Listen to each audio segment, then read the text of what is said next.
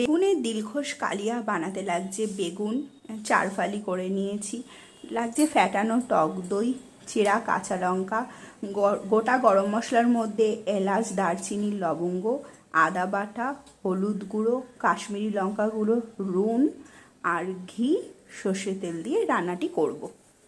প্রথমে বেগুনগুলোতে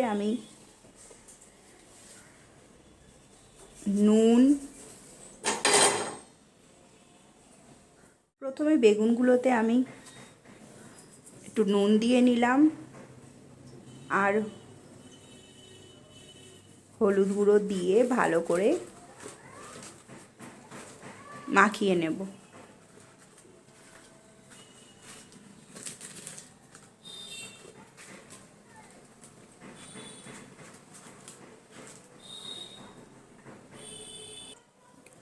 কড়াইতে সাদা তেল দিয়ে দেব বেগুনগুলো ভাজার জন্য।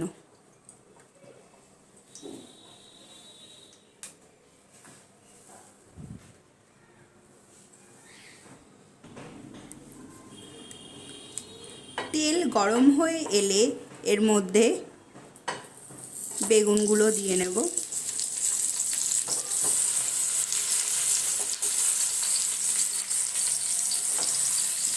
দিয়ে হালকা করে ভেজে নেব।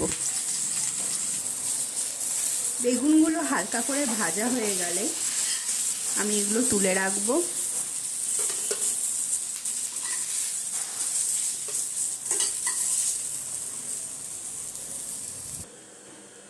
এবার আমি ঘি দিয়ে দিলাম।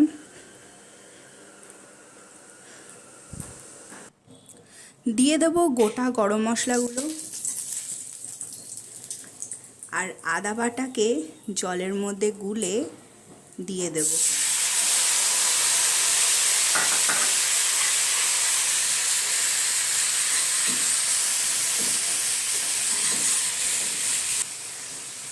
আগে থেকে ফ্যাটানো টক দইয়ের মধ্যে আমি হলুদ গুঁড়ো আর লঙ্কার গুঁড়ো মিশিয়ে নেব।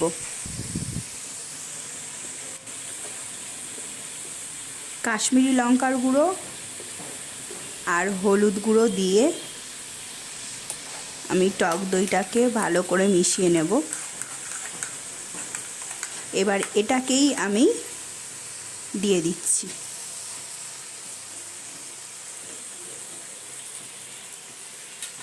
আর সাথে দিয়ে দেব চেরা কাঁচা লঙ্কাগুলো দিয়ে ভালো করে মশলাটা কষিয়ে নেব।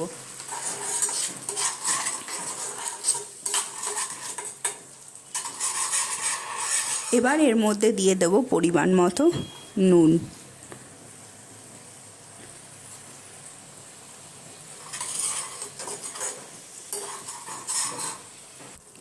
এবার এর মধ্যে ভাজা বেগুনগুলো দিয়ে দেব।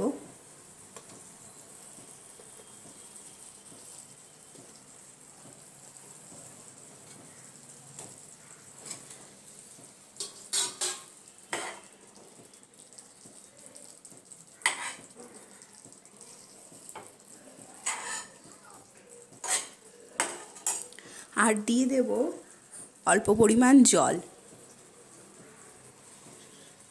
যেটা ওই টক দই ফ্যাটানোটা ছিল সেই বাটিটার জলটাই আমি দিয়ে দিলাম।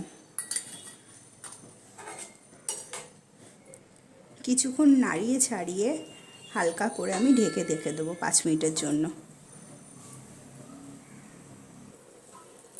5 মিনিট পর ঢাকা তুললেই তৈরি হয়ে গেছে আমাদের দিলখুশ কালিয়া।